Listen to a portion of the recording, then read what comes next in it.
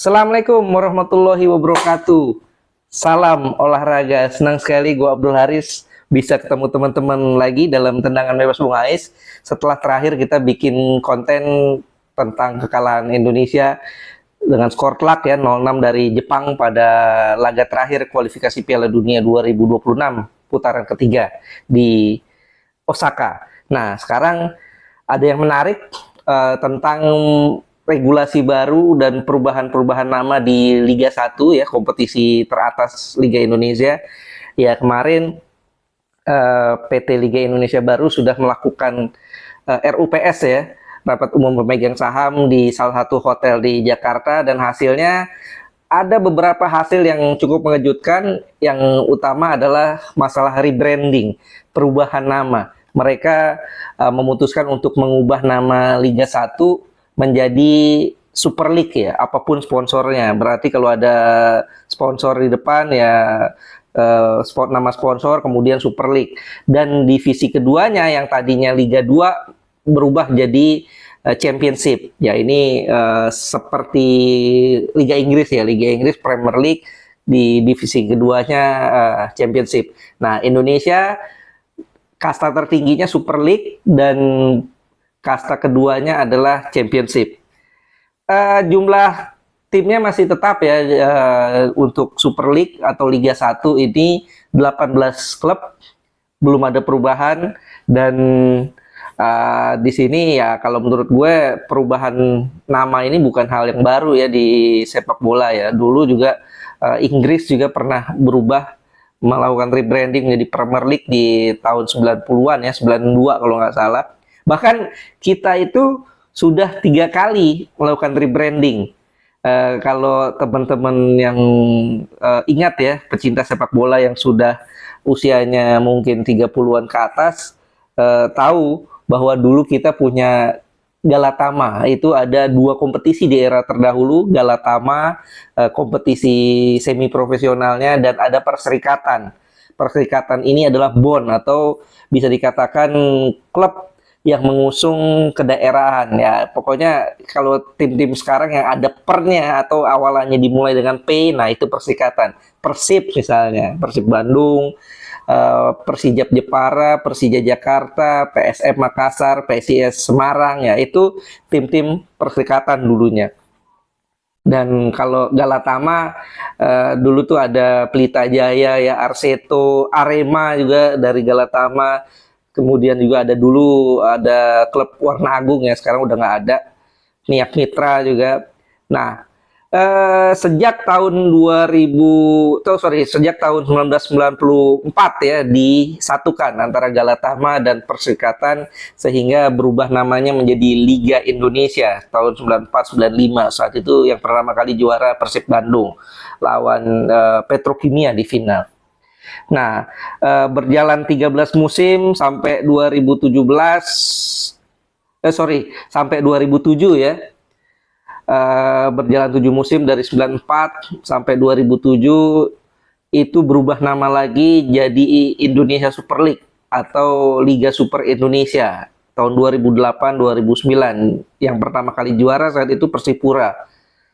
Runner up-nya Persiwa Wamena.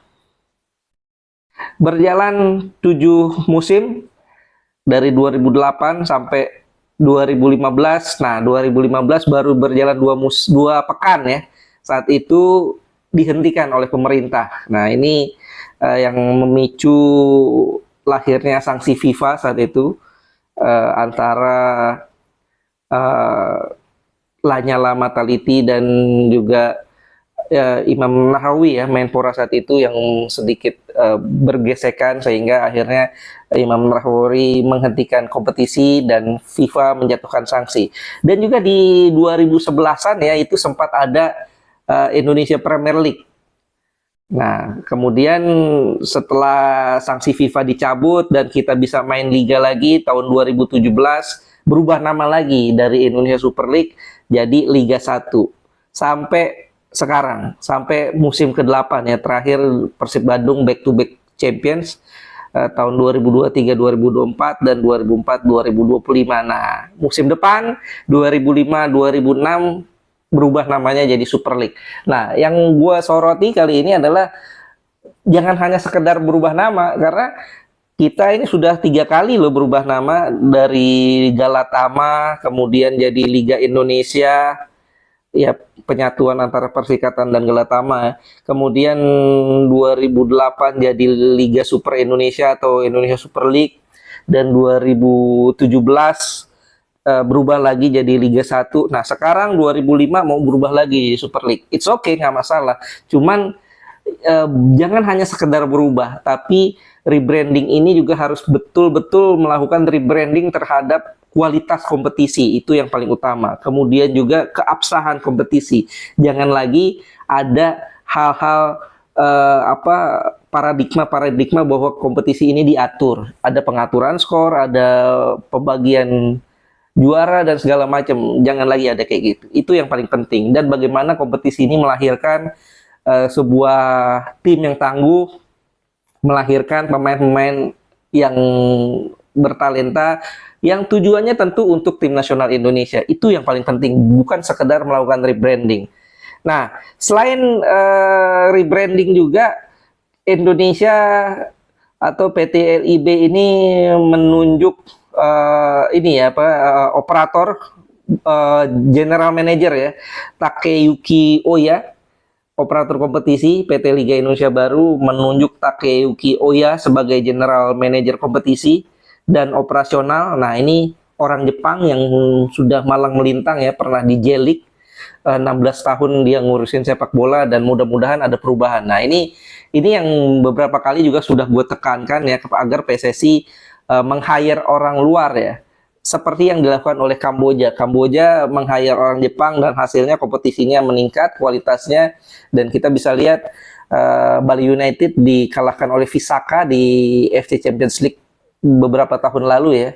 Kemudian di FC Challenge Cup ya di musim kemarin, Madura United juga dikalahkan oleh tim asal Kamboja, sehingga levelnya ini kan berarti peningkatan level Kamboja meningkat, dan hasilnya juga kualitas kompetisi meningkat, ranking mereka juga meningkat. Justru sekarang Kamboja liganya ada di atas Indonesia ya. Mudah-mudahan kita salip lagi nanti. Nah, mudah-mudahan kehadiran Takeyuki Oya ini bisa meningkatkan atau mengupgrade kualitas kompetisi kita. Dan selain perubahan nama tadi dari Liga 1 jadi Super League ya, ada juga beberapa regulasi-regulasi yang cukup menarik menurut gue. Salah satunya adalah soal pemain asing. Pemain asing yang tadinya sebelumnya 8 pemain asing yang boleh didaftarkan dan hanya 6 yang bermain di lapangan, sekarang berubah. Dari 8 ditingkatkan jadi 11. Nah, ini menurut gue bahaya sih. Gue kurang sepakat ya, karena apapun alasannya ya, ini untuk agar kita bisa bersaing di kompetisi Asia atau apa, menurut gue ini justru memperkecil kesempatan untuk para pemain lokal. Sulit ya, kalau kita tahu dengan 6 pemain asing yang main di lapangan aja kan berarti kesempatan untuk pemain lokalnya itu hanya 5. Itu pun belum ditambah dengan pemain-pemain naturalisasi. Artinya pemain lokal kita yang bisa main 5. Dan posisi striker udah pasti jadi milik pemain asing ya, biasanya didominasi oleh pemain-pemain asing, sehingga kita akan sangat kesulitan cari striker. Bahkan posisi kiper juga sekarang sudah banyak ditempati oleh kiper-kiper asing. Nah, musim depan kalau ini regulasi betul-betul dijalankan dengan 11 pemain asing yang boleh didaftarkan dan 8 yang boleh masuk DSP atau daftar susunan pemain, bahkan 8-8-nya boleh dimainkan sebagai starter. Artinya kesempatan untuk pemain lokalnya cuma 3. Nah, ini challenge sih sebetulnya. Ya, kalau orang bilang challenge, ini challenge. Cuman tentu klub akan pilih pemain-pemain asing ya, yang kualitasnya tentu secara postur, secara fisik, secara level permainan mungkin ada di atas kita. Karena iklim pembinaan sepak bola mereka lebih maju dari kita. Ini yang menurut gue jadi sebuah hal yang cukup menakutkan. Kesempatan pemain-pemain kita ini akan sangat-sangat riskan ya. Ya kita bisa lihat ya, belajar dari kompetisi-kompetisi Eropa ya, misalnya Premier League aja misalnya. Premier League itu cari kiper susah. Kenapa? Karena kiper-kiper di klub-klub lokal mereka di Premier League itu didominasi kiper-kiper asing. Ya, kita lihat Manchester United, Liverpool, Arsenal itu didominasi kiper-kiper asing. Begitupun di Serie A. Serie A tuh cari striker susah. Padahal di era-era terdahulu itu banyak sekali striker-striker hebat. Del Piero, kemudian Francesco Totti, Christian Vieri. Tapi sekarang susah. Kenapa? Karena kebanyakan klub-klub papan atas di Serie A itu pakai striker asing. Padahal usianya udah nggak muda ya. Bagaimana AC Milan, kemudian juga Juventus, Napoli, eh, dan tim-tim lainnya ya, Inter Milan itu didominasi striker asing. Ini yang membuat mereka kesulitan untuk dapatkan pemain-pemain atau striker-striker lokal di level tim nasional Indonesia, tim nasional mereka ya. Ini yang membuat jadi masalah. Nah, sekarang kita gimana? Kalau kita mengizinkan 11 pemain asing untuk didaftarkan dan 8 boleh main sebagai starter atau minimal jadi DSP. Nah, ini tentu mengkhawatirkan ya. Kalau gue sih jujur aja mengkhawatirkan. Ya, ini gue berharap Pak Erick Thohir dan teman-teman kita di PT Liga Indonesia Baru ya ini harus dipertimbangkan lagi lah, dipikirkan lagi lah. Jangan sampai kebijakan ini dengan mengizinkan 11 pemain asing boleh didaftarkan dan 8 boleh masuk DSP bahkan bisa main sebagai starter, ini perlu dipertimbangkan lagi, dipelajari apakah justru merugikan atau enggak, karena ini sangat mengkhawatirkan menurut gue. Kesempatan pemain-pemain kita akan semakin tipis karena artinya hanya 3 pemain lokal yang bisa ditampilkan, karena secara logika tentu pemain pelatih-pelatih kita yang rata-rata pelatih asing itu akan mendahulukan, mengedepankan pemain-pemain asingnya ya, walaupun nggak semua sih. Kemudian selain itu, selain rebranding, kemudian juga regulasi, ada regulasi yang cukup positif sebetulnya, bahwa setiap klub di Super League ini wajib memainkan pemain under 23, pemain usia di bawah 23 tahun selama 45 menit di setiap pertandingan, minimal satu pemain U23 main 45 menit. Ya, ini hal yang cukup positif ya, meskipun agak sulit tentunya buat klub-klub untuk bisa mencari pemain-pemain muda berkualitas, karena kan tujuannya untuk memberi kesempatan pemain-pemain U23 berkembang dan ujung-ujungnya nanti buat tim nasional Indonesia di level internasional.